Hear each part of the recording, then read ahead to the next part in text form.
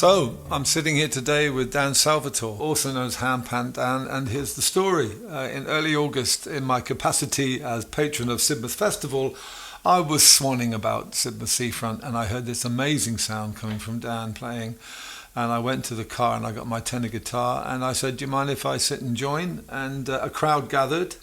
Claire, my wife, filmed us and put the post on Facebook, and 66,000 views later, I thought it would be good to get together and chat and talk about this instrument and what he does, how he makes them, and to look at the instruments that I play and to see if we could combine them in a way that sounded as magical as it did that afternoon. So this is the rhythm. I think it was more like jig time, wasn't it? If I set up the rhythm, can you remember sort of what we did? Yeah.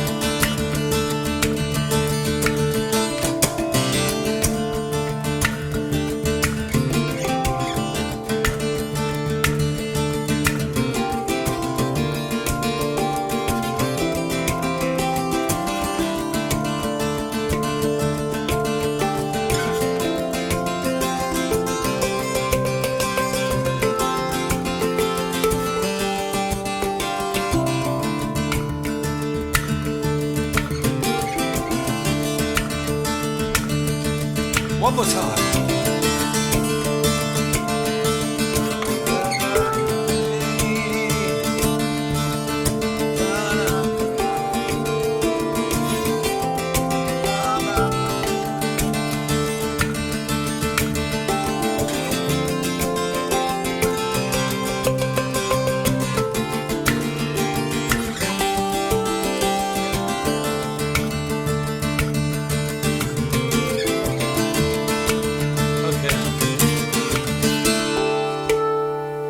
Sweet. So, the pan that you brought today was not the one you had that day, because I had to detune to actually fit in with what you were doing. So, what's the thinking there? Yeah, so I am into many things in life, and one of those things is particularly how sound and vibrations and healing all kind of marry up together. So, I, as a maker, as a builder, I build all my pans in 432 hertz, basically, and the reasoning behind that is because I find that the 432 hertz frequency, it just is one of the frequencies. There's many frequencies, like this 528. So is that, as you're playing it, the vibrations affecting you in a different way? Yeah, it has a much more profound effect on the body, I find. You kind of have to feel it to experience it. I can't really put it into so words. In the well-being and healing world, that's really more suitable for that. Definitely. But for playing with other musicians, this is where it can be a pain in the ass, as we know. So this is the only 440 hertz standard pitch pan I have. So I brought it just for you. Okay, well that'll fit in with some of the other instruments. Yes. So the combination with the tenor guitar was very sweet. But I'm very interested in hearing how it sounds with a couple of other instruments that I've got. Yeah, well, and maybe in a different rhythm. So what we'll try now is the quattro, which is almost like it's a South American instrument, all made by the same guy, David Oddie, the late David Oddie. And I'm going to get the quattro out, and if you can just give me some notes again, I'll see if I can find some chords that we can share. So this is my quattro, which is a Venezuelan instrument, again made by the late great David Oddie. And I just thought that tumbling effect, because it's got a re-entrant string. So just give me a few notes with that, just in free time. Yeah, I think that'll work, won't it? It's almost more African in a way, West African. It's got that sort of chorus sound. I see where you're coming from. Nice. All right, so I'm just going to do a rhythm, and I'll probably pick up it to make it a bit more rhythmic towards the end of it, but maybe...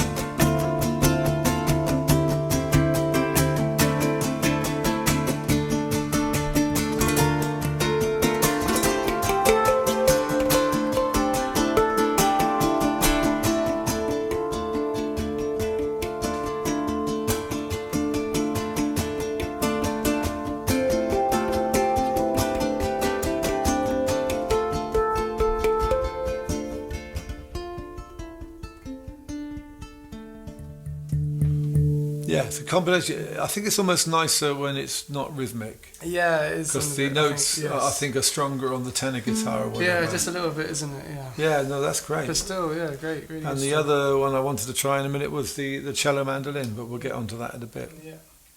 So I'm interested in this 440 detuning thing. Because now you're saying that there's something, the people that you sell them to in the well-being world, is it self-medicating, if you like? They play the instrument. It's a bit of that, I think. It's lots of things. It's a lot of people do like breath work or this healing generally. They use them together. And is the thinking that frequency accords with something fundamental in the body? Yeah, it definitely has an effect on the body. If you know, you know, but if you don't know, you have to experience it to understand it. I'd quite like to hear the difference. Yeah, well, I've got another pan with me. Okay, so just play a few more phrases on that. Yeah, and you can hear the difference. Right, okay. So I'll just play the top note's called a ding, basically. So I'll just play that to start off with, and then you'll hear the differences, and then I'll do some notes.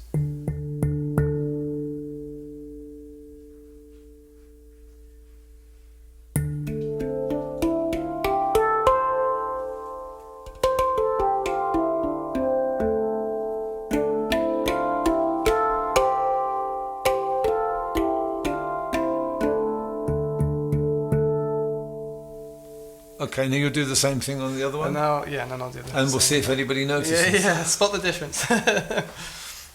So the pan you played then was in 440, and this one is in what? 432. 432. So this is the reference chord.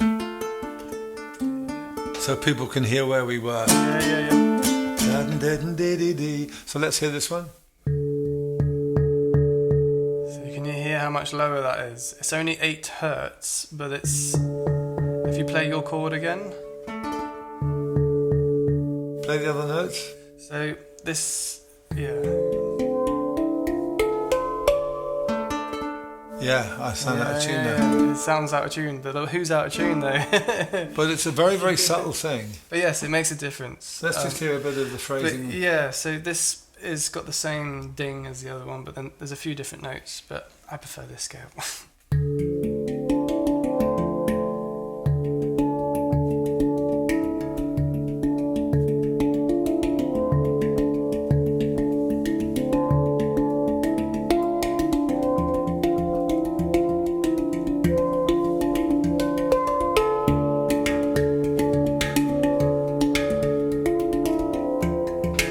Okay, let me detune something. and I'm going to. We'll have a jam. I'm going to play along with that just to see how we get on. So I've now detuned my cello mandolin or my octave mandolin to fit in with the frequency of the other pan, which is the one that has more healing properties. And let's just see how you get on.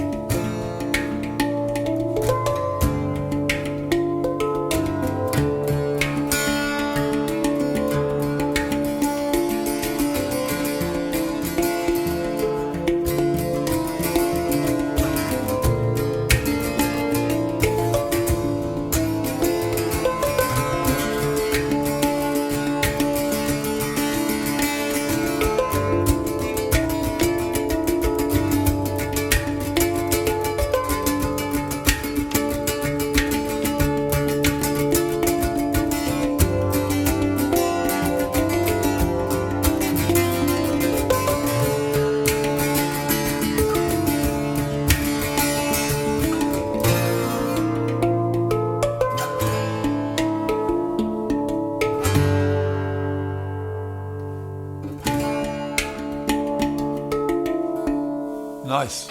Very nice, yeah, man. So you can judge, folks. Do you have a feeling of well-being that you didn't have before?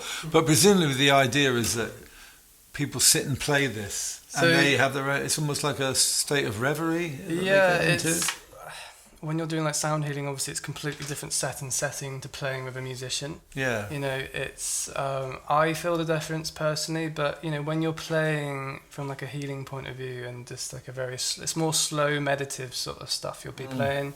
So,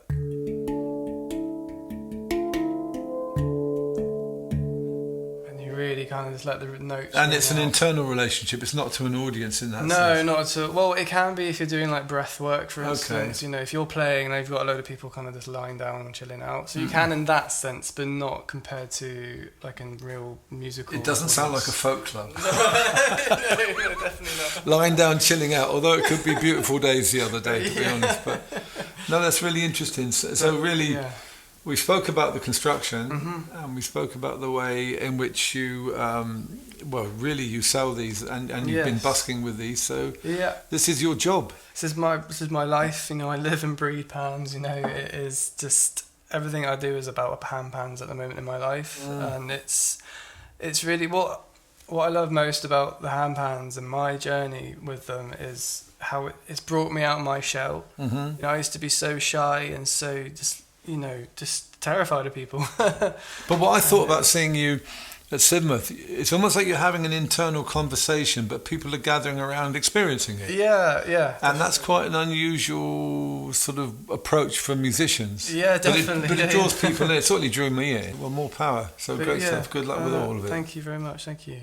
So there's a song I'm hoping to do in the autumn called the Bristol Slaver, and I think most of the chords that I can shape will fit with what you do, but let's see how it goes. And listen, if you're around in the autumn, always, maybe join us. Let's see what happens, shall we? So this is the groove. I've always liked the Alabama 3, Too Sick to Pray, which is Ain't Got No Doctor. Okay. So let's see how that goes. 2, 3, 4.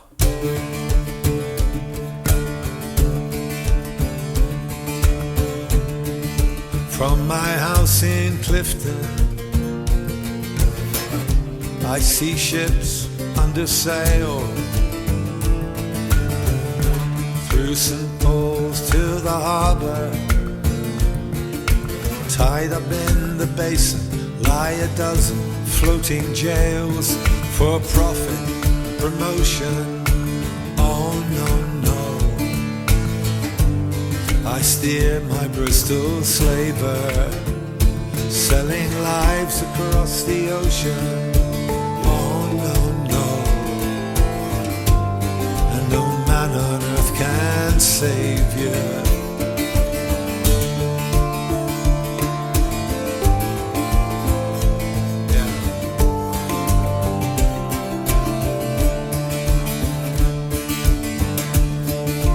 To my house in Clifton, I bring capital from pain, trinkets to Africa, slaves to Jamaica, rum and tobacco, back again and again and again, for profit and promotion. Oh no,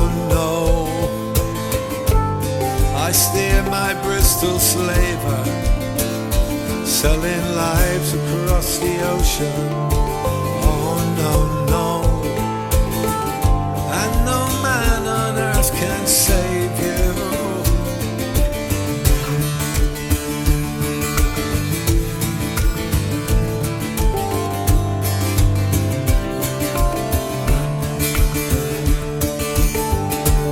Off Cape Bird we lay at anchor. We are crammed from stem to stern. Soon we sail for Kingston, torn away from Africa, never to return. I curse this slaver, oh no, as we steer towards the west. He can sail the seas forever. Oh no, I pray his spirit never rests. Oh yes.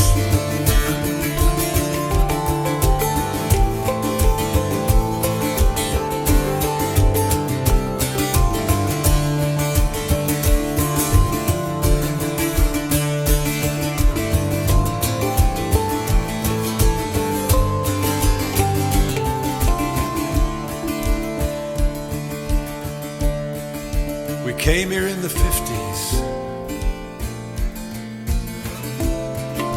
I grew up in St. Paul's. Last night I walked through Clifton. There was a voice in the darkness and a shadow on the wall. He whispered, for profit and promotion. Oh no, no. I steer my Bristol Slaver. I sold lives across the ocean. Oh no, no. And no man on earth can save you from profit and promotion. Oh no, no. I steer my Bristol Slaver, selling lives over the ocean. Oh no, no. And no man on earth can save you. No, never.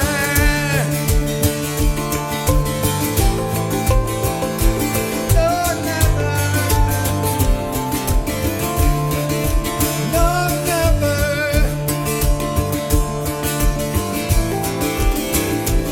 Yeah.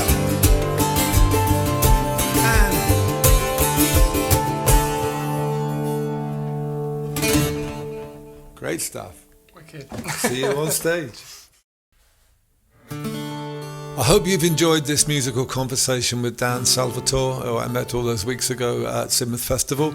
This film is produced by Joe Holroyd, and this is what we all do for a living. And if you want to see more material such as this, please support us. There's a link down below. Buy us a pint or a cup of coffee, whatever is the most expensive in your local outlet.